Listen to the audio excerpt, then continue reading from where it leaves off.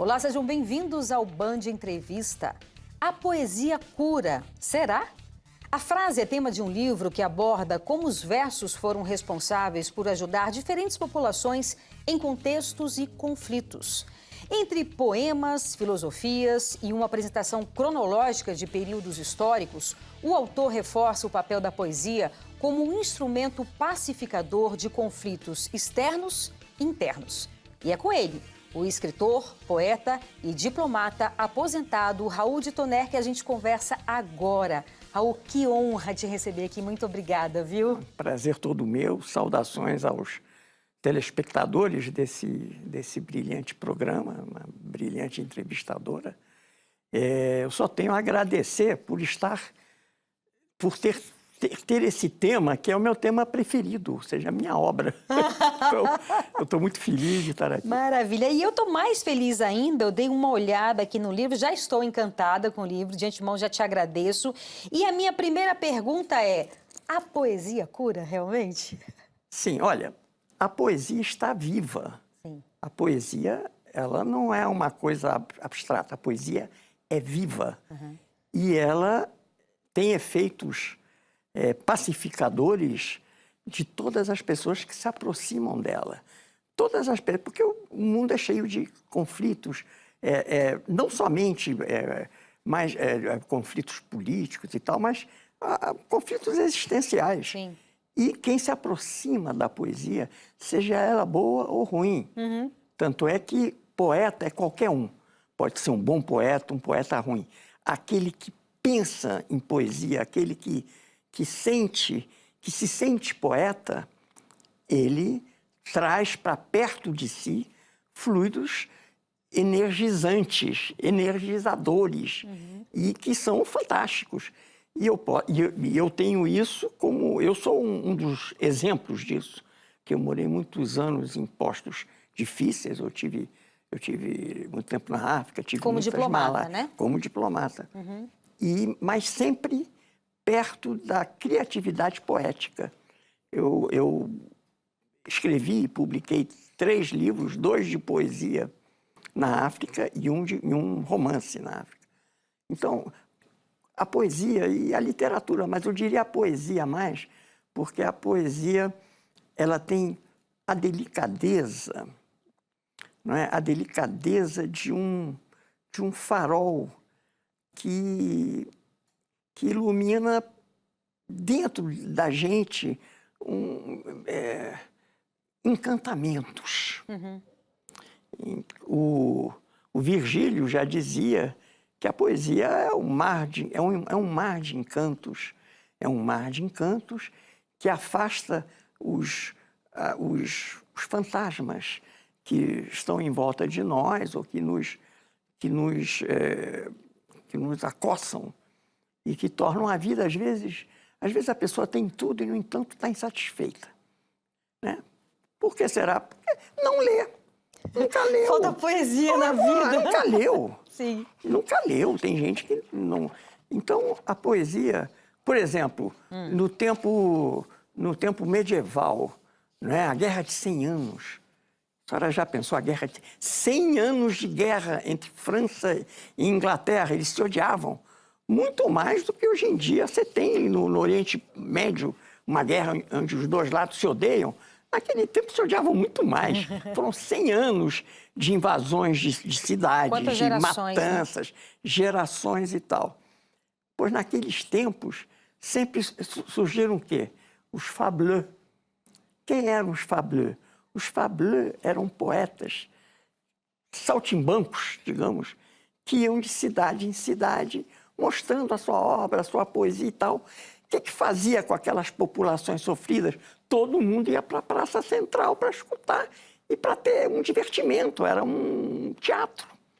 E as pessoas voltavam com a alma rejuvenescida, né? Porque você tem isso, quando você vê um filme bonito como Ghost, né? Esse filme atual, já velho, mas é um filme lindo, Sim. Embora o tema é triste. Mas então, naquele tempo... E um dos exemplos disso, um fableux, mas que era muito superior, que era o grande poeta francês da Idade Média, que era o François Villon, que era um maluco, né? Ele era ébrio, bagunceiro e ladrão. Mas ele era genial. Então ele foi preso muitas vezes e muitas vezes foi solto. E nos piores calabouços, daqueles castelos frios, fétidos, aquela coisa horrorosa, ele escreveu as obras dele mais sensacionais. Então, e por quê? Porque ele estava grudado na poesia dele. A poesia dele não deixou ele morrer. E isso aconteceu também anos depois, na nossa época atual, um pouco mais para trás, com Papillon, com Henri Charrière. Henri Charrière, autor do livro Papillon, que é um calhamaço desse tamanho, em que ele conseguiu sobreviver formulando o que ele iria escrever e que ele acabou escrevendo quando ele estava nas piores prisões e quando ele passou 5 anos numa solitária de 5 metros para cá, 3 metros para lá, sozinho, né? Então, a poesia tem esse efeito terapêutico, sim, que é mágico. É verdade. Consegue traduzir muitas vezes, né? O que você falou, todos nós temos os nossos dilemas, independentemente de dinheiro, de beleza, de coisas externas. Todos nós temos os nossos dilemas, né? Faz Sim. parte da humanidade mesmo. É. E a arte, sobretudo a poesia, ela consegue traduzir e falar o que a nossa alma não consegue falar, né? Exato. Então a gente consegue refletir e traduzir isso. E aí, pegando um gancho aqui, eu vou ler, se você me permite, uma poesia sua que está aqui no livro. O nome da poesia é Molhado. Então fala assim: sou bem inútil, só faço versos.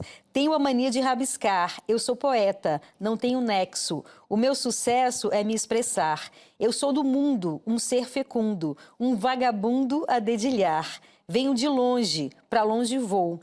Em meu caminho faço um cantar. Deus me proteja do mal que ataca.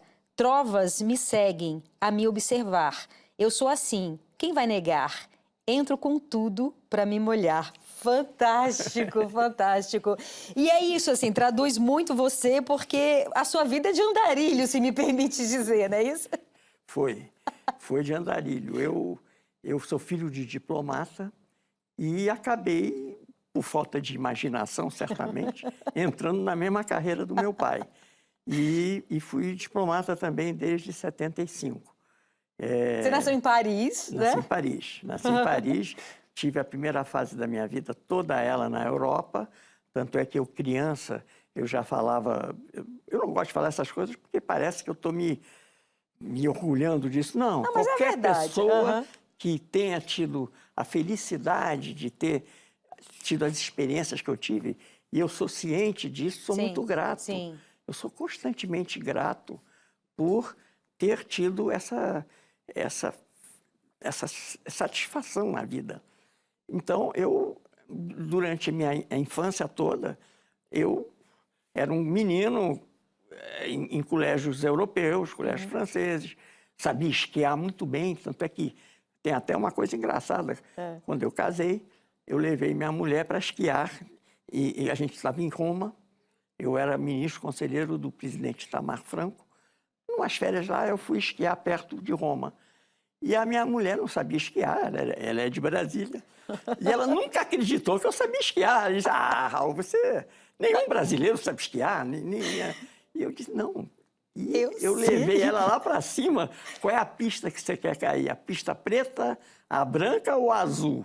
Eu te recomendo a branca, que é a mais simples. Ela falou: eu vou para na branca. Então eu vou atrás.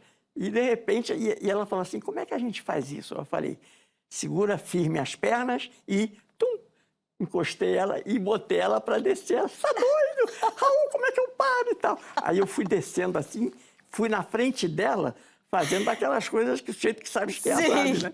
E parei assim na frente. Quando ela chegou, levantei minha coisa, ela parou, veio para cima de mim assim. Você a salvou. Eu a salvei e acabamos deitados juntos na neve e ela acreditou em mim. Não teve como não acreditar. Não teve como não acreditar. Maravilha. Mas eu sempre escrevo. Olha, tanto é que eu faço algumas palestras, eu não digo muitas, mas eu sempre... E sempre tem um jovem, sempre alguém chega para mim e diz: Raul, como é que... Como embaixador, como é que a gente aprende? Como é que a gente vira um escritor? Né? Como é que a gente pode ganhar dinheiro e ser famoso?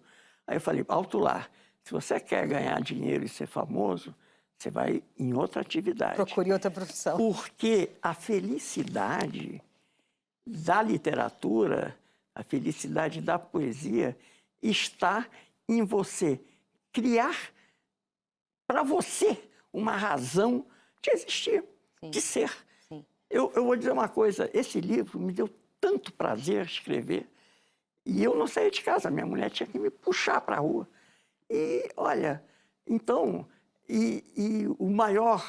a maior aula que eu dava é dizer: você quer ser um escritor? Não adianta pegar e começar a escrever coisas difíceis para fazer um livro só e tal. Você tem que começar cedo, fazendo diário.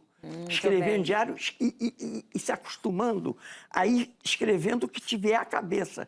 Se tiver errado, se tiver certo, tanto faz. Perfeito. Você tem que botar para fora o que você tem dentro. E depois de muitos diários, você vai começar a poder se considerar um escritor iniciante. Muito bem. E agora a gente faz um breve intervalo e volta daqui a pouco. Não sai daí, eu te espero.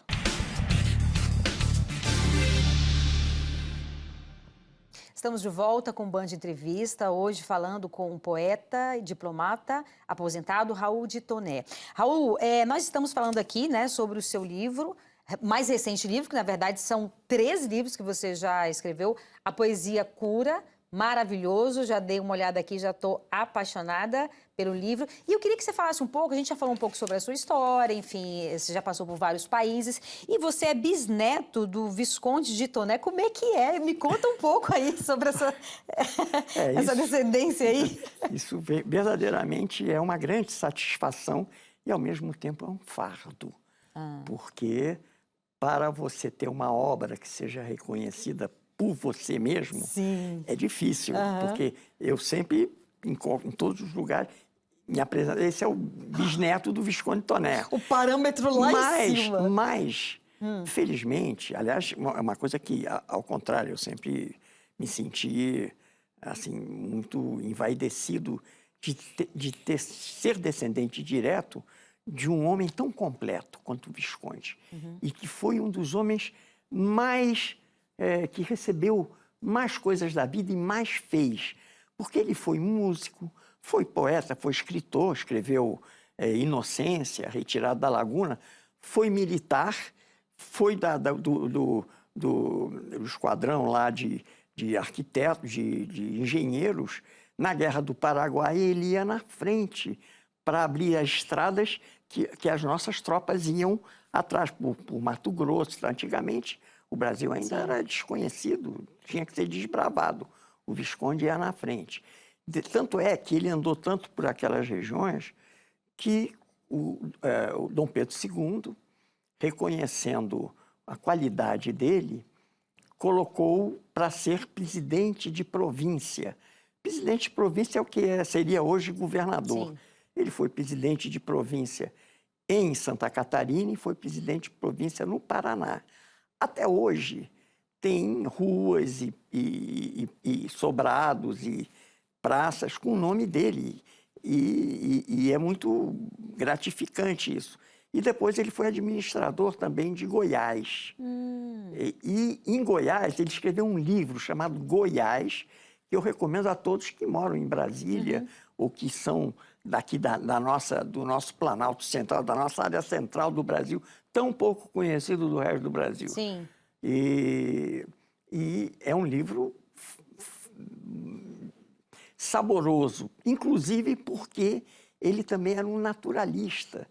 Então, ele fazia as descrições dos animais, dos bichos, dos insetos. Ele desenhava, porque ele também era pintor. Ele era descendente do Nicolau Antônio Tonet, que foi aquele pintor laureado francês que veio na missão artística francesa para criar a Escola de Belas Artes. Cujas obras, inclusive, você estava me falando, tem no Louvre, Sim, no tem Louvre, várias outras... No museu, agora eu esqueci o nome, mas Hermitage de Moscou, Museu de Londres, Museu Prado de Madrid, todos. Porque ele foi um homem que pintou muito, mas, sobretudo, naturezas e familiares de Napoleão, porque ele era um pintor bonapartista. E quando veio Napoleão, quando Napoleão caiu, ele ficou um pouco assim no ostracismo, coitado. E era um homem muito, muito sensível, muito delicado. Como os artistas, não né? sabia absolutamente fazer política, nem nada. Cheio de filhos. E em Paris, a vida não é tão fácil assim. Mas, imediatamente, surgiu um outro artista chamado Le Breton, que tinha um caráter firme, que era um espetáculo de sujeito, que negociou com o Marquês de Villalva, que era o representante de Dom João VI. Dom João VI, rei de Portugal, que já estava no Brasil desde 1808. E que chegou no Brasil e achou fraquinho o Rio de Janeiro. Se é que se pode... Não, muito comparado bonito, com Paris, né? Bonito. Não, morava em Lisboa. Lisboa. Mas a corte portuguesa, né? Chegou no Brasil, não tinha corte nenhuma, né? E as coisas eram muito mais simples. E os escravos, né? Quer dizer, aqueles escravos todos ao redor. E era uma vida... Tanto é que a mulher de Dom João VI tinha horror ao Brasil. Quando ela foi embora, ele disse: eu espero nunca mais pisar nessa terra, tirem todas as areias que tiver no meu sapato, porque eu não quero levar nenhum grão de areia desta terra. Ela detestava. Mas tudo mudou quando chegou a missão artística francesa. Trazendo não somente pintores, trazendo arquitetos que transformaram o Rio, que era uma cidadezinha portuguesa com ruas estreitas e tal. De repente abriram-se. Foi que nem o Juscelino aqui no Brasil, né? De repente abriu o Planalto Central para os brasileiros. Pois essa missão artística francesa abriu o Rio de Janeiro, praças, coisas, enfim, uma infraestrutura bem mais moderna, mais clássica, e para os cariocas. E o rei, naturalmente, ficou, inclusive... uma das coisas que dava muita alegria a ele era cuidar dessa promoção de transformação do Rio, né? A transformação do Rio. E ele, como bom rei, queria... e era um homem inteligente. Tem gente que diz que ele era meio desligado. Olha, não há rei desligado, porque como não há... A pessoa que detém o poder, ela é constantemente solicitada. Ela não tem tempo mais para nada. Então, se você for nulo, você aprende. Sim. Você pode ser nulo, mas no final do teu poder, você já é um outro homem, né? E isso também se verifica na carreira diplomática, né? Quando você chega a embaixador, que você é chefe da embaixada e que você você é a última instância, né? Aí você começa a aprender realmente o que é a vida. Né? E depois, quando você se aposenta, naturalmente, você ou faz que nem eu, que nunca mais vou vestir uma gravata e só ando de tênis. Tá certíssimo. Só ando de tênis. Boto terno, mas com tênis. Não boto mais sapato de couro. Adorei. Não boto mais sapato de couro, nem uso gravata. Isso está estabelecido. Gostei. Tá, mas eu me perdi um pouquinho, eu estava falando... Não, mas vamos fazer o seguinte, a gente vai fazer um breve intervalo e aí a gente retoma. Tá bom. Tá bom. Então agora a gente faz um breve intervalo e volta daqui a pouco, não sai daí, a gente te espera.